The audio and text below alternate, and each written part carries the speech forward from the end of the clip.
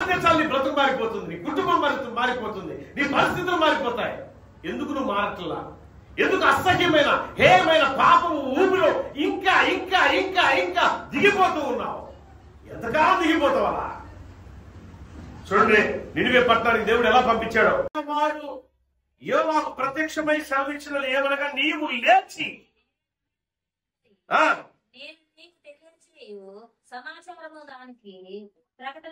ఏమన్నాడండి? నువ్వు లేవు, నువ్వు లేచి నినివే మహాపట్నానికి వెళ్ళిపో. నేను నీకేం చెప్పాను అది అక్కడ ప్రకటన చేయి. ప్లీలారా, ఇక్కడ గమనించాలి. దేవుని కాలింగ్, దేవుని పిలుపు. దేవుడు ఎప్పుడైతే ఏ మనుషుడైతే పిలిచాడో, నేను పిలిచాడా? ఆ పిలుపు నిర్లక్ష్యంగా ఉన్నావా? ఉండదాకా దేవుడు ఏ విధంగా పిలిచాడో, ఏ స్థితిలో పిలిచాడో, ఎలాంటి పిలుపు పిలిచాడో, ఎవరి కోసం పిలిచాడో, ఎవరి కోసం వెళ్ళమన్నాడో అది నెరవేర్చుకోవడానికి ఇష్టపడది దీవెనకరంగా మార్చింది.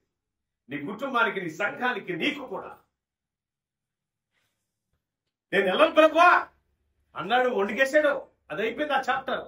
బట్ రెండోసారి పిలిచాడు దేవుడు. మళ్ళీ దేవుడు ప్రేమను బట్టి అంటున్నాడు, నువ్వు లే, ఇప్పుడు కదలే. ఎప్పుడు కంట? ఇప్పుడు కదలే.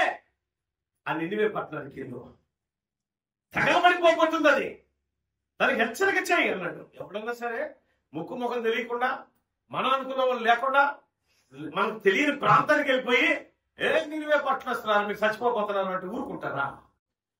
ఎన్ని అవమానాలు పొందుకున్నాడో, ఏ విధంగా గాయపరచబడ్డాడో, ఏ విధంగా నిందించబడ్డాడో, అయినా సహిస్తూనే వచ్చాడు. ఓ చరిత్రకారుడు ఉంటాడు కదా, 40 దినాలు టైం పెట్టారే. కొన్ని దినాలు అంటే ఎలా వారం వారం మార్పు చెందుతూ వచ్చిందట.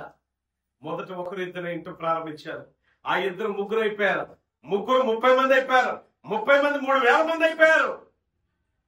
ఆఖరికి స్థాయి ఎలా వెళ్ళింది తెలుసా? ఏం జరుగుతుంది పట్టణంలో రాజు కనుక్కుంటే, రాజా ఇదిగో నినివే పట్టణానికి ఓ వ్యక్తి వచ్చాడు, ఆయన పేరు యోనా, దేవుని యొక్క ప్రవక్త వచ్చాడు. ఏం చెప్తున్నాడు?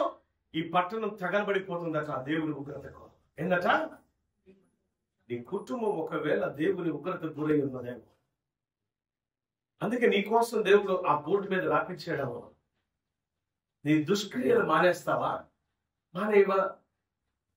నీ బుద్ధి మారదా? వయసు పెరుగుతుంది, వయసు పెరుగుతూ ఉంది. వయసు ఎప్పుడు ఏ మనిషికి తగ్గదు, పెరుగుతూనే ఉండేది.